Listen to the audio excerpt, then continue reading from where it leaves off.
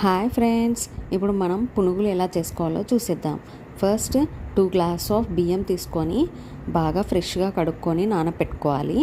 ఆ తర్వాత 3 పొటాటోస్ తీసుకొని ఇది కూడా ఉడికించుకొని ఆ తర్వాత ఈ పొటాటోస్ అంతా తొక్క తీసేసి మిక్సీ పట్టుకోవాలి. ఆ తర్వాత నానబెట్టిన బియ్యం కూడా మిక్సర్లో వేసుకొని మిక్సీ పట్టుకున్న తర్వాత ఇదంతా ఒక బాండాలో తీసుకోవాలి.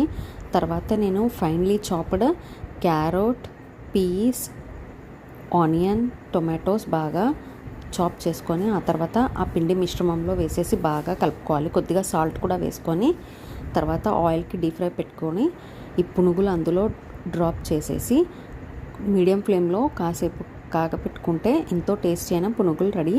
అదే ఈ పునుగుల పిండితో కూడా మనం దోశలు కూడా చేసుకోవచ్చు. ప్యాన్ తీసుకొని దోశలాగా బ్యాటర్